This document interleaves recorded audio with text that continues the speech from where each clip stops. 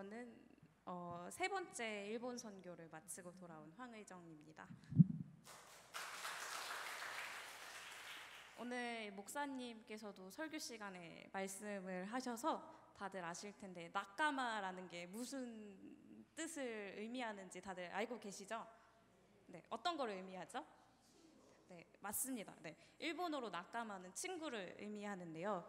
이제 이 단어는 그냥 어렸을 때부터 내가 알고 지냈던 친구보다는 마음이 맞고 뜻을 같이 하는 친구라는 쪽에 의미가 더 가까운 단어입니다. 저는 이 나카마라는 단어야말로 이번 일본 선교를 정의할 수 있다고 생각이 들었습니다. 하나님께서 어떻게 우리가 일본과 친구가 되게 하셨고, 그리고 어떤 게 친구라는 건지 이제 알게 하셨는데요. 그거에 대해서 지금부터 나누려고 합니다. 네. 첫 번째로 친구는 서로에 대해서 잘 알고 있는 존재라는 것입니다. 주님께서는 저희가 첫 번째, 두 번째 이제 만났을 때 알지 못했던 것들을 더 많이 알게 하셨습니다. 이번 세 번째 만남을 통해서. 예를 들면은 저희에게 식사를 2번이나 대접해 주셨던 루미 씨라는 가족이 있거든요.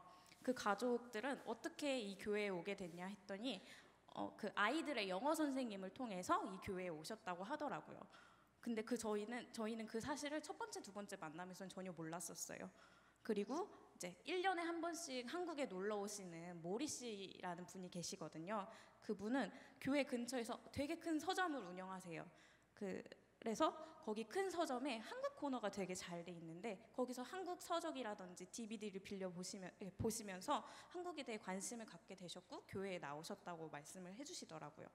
그리고 또 저희가 히마와리라는 곳에 가서 공연을 했었는데 거기에 책임자이신 오야마 씨라는 이제 책임자 분이 계세요. 그분은 오랫동안 병 때문에 먹어왔던 약이 있었는데 그 약이 처방이 잘못돼서 그 처방해준 병원하고 이제 그런 트러블 때문에 그런 것 때문에 이제 그 조율을 하고 있는 상태라고 말씀을 해주시더라고요.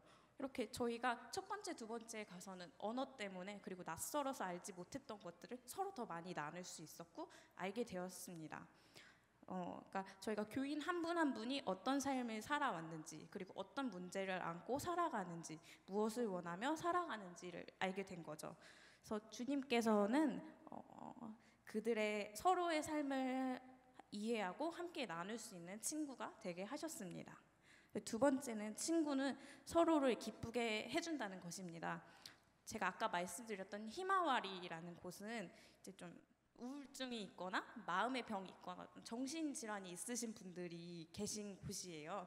이제 사립시설로 운영이 되는데 저희가 작년에도 갔었고 올해에도 거기를 방문했습니다.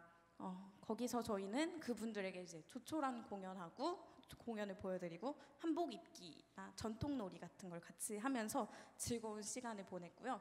그분들께서는 저희에게 보답으로 이제 유카타, 아까 보셨죠 사진에서 유카타 입기랑 이제 막 일본 다도, 전통 다도 체험 같은 거를 할 수 있게 시간을 마련해 주셨습니다.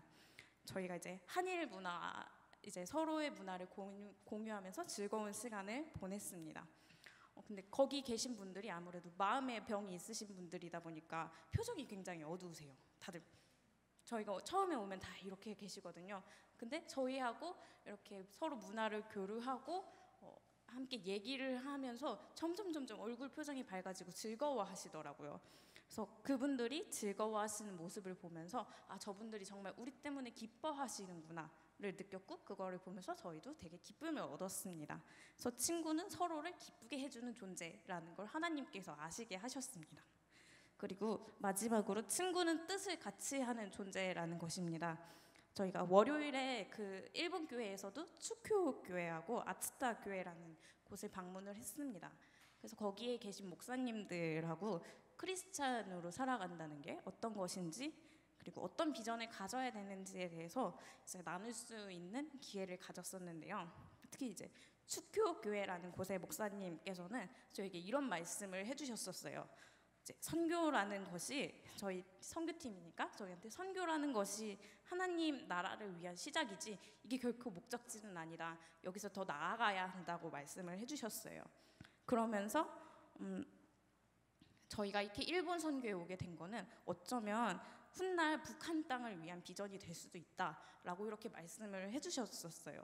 그거를 듣고 사실은 일본 사람들이 굉장히 안 좋아하는 존재가 북한이기도 하잖아요. 근데 이런 북한 땅에 대한 비전을 다른 나라도 아니고 일본에서, 그것도 일본 교회 목사님과 나눌 수 있다는 사실에 굉장히 놀라웠고, 또 이런 뜻을 함께 나눌 수 있는 친구가 생겼다는 것에 정말 하나님께 감사드릴 수 있었습니다. 그 일본 선교가 많이 어렵다고들 하십니다. 선교가 다 결코 쉽지는 않죠. 근데 특히 일본 선교는 이제 그 단기간에 눈에 보여지는 결과물이 많지 않아요. 네, 그리고 또 우리보다 잘 살기 때문에 가서 봉사하거나 도와드릴 수 있는 부분이 많지 않아서 이제 선교 방식을 정할 때도 굉장히 어려움이 많습니다. 근데 제가 이번에 가서 느꼈던 거는 이런 일본 땅을 위해서 우리가 해줄 수 있는 거는 그들의 친구인 거죠. 낙가마가 되어주는 것이라고 생각을 했습니다. 그 윤성규 목사님, 일본에 계신 윤성규 목사님 딸이 혜진이라고 하거든요. 근데 혜진이가 일본에서 자기가 고등학교를 다닐 때 자기가 크리스찬 이런 거를 이제 다른 애들이 알게 돼서 자기한테 와서 물어봤대요.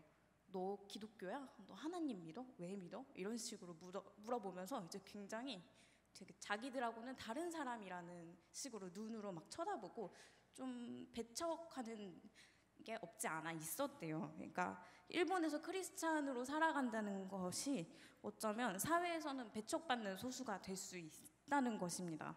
그러니까 일본 사람들은 이제 그래서 그 회사나 직장을 다닐 때도 자기가 기독교인이라는 걸 잘 말하지 않는데요. 왜냐하면은 그 이유 하나만으로 사람들에게 눈총을 받을 수 있거든요.